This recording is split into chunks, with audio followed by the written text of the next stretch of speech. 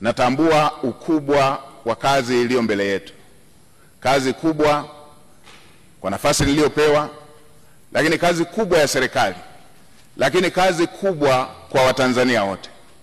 Mheshimiwa Spika, nchi yetu chini ya uongozi wa Dr. Samia Suluhu Hassan hivi majuzi ilitunga dira mpya ya 2025-2050, na awamu ya pili ya serikali ya awamu ya 6 ndio itakuwa awamu ya kwanza ya kutekeleza dira mpya.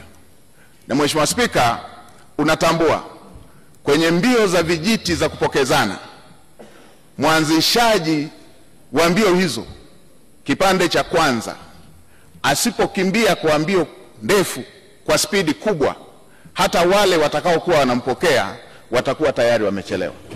Sasa serikali ya awamu ya 6 kwa awamu ya pili ndio inaanzisha utekelezaji wa dira ya 2025-2050.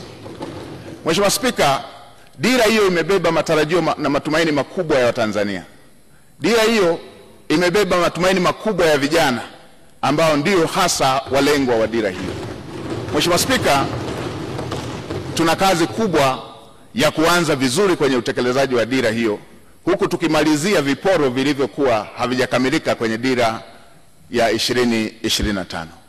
Mheshimiwa Spika, natambua pia ilani ya uchaguzi ya CCM ambayo imejumuisha masuala yote ambayo ni kero kwa Watanzania katika maeneo mbalimbali.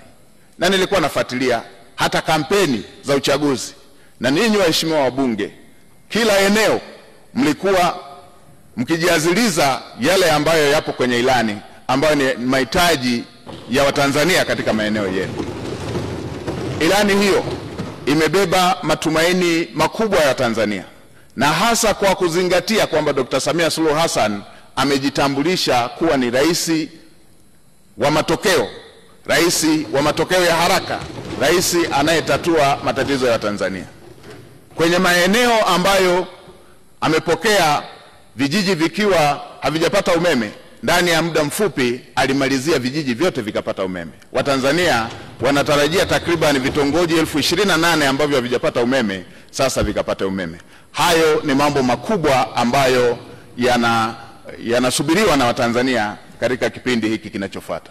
Si hivyo tu, Mheshimiwa Rais ametoa ahadi kupitia ilani ya uchaguzi kushughulikia tatizo la ajira kwa vijana, takriban kutengeneza ajira zisizopungua milioni 8 kwa ajili ya vijana wa Kitanzania. Hii ni kazi kubwa ambayo tutafanyia uratibu, usimamizi kuweza kuhakikisha kwamba ndoto ya Mheshimiwa Rais ya Watanzania wa vijana wetu kupata ajira inatimia. Tutaratibu mpango mkakati ndani ya serikali na kushirikisha sekta binafsi kuweza kuhakikisha kwamba dira hiyo ya Mheshimiwa Rais ya kutengeneza ajira zisizopungua milioni 8 inakwenda kutimia.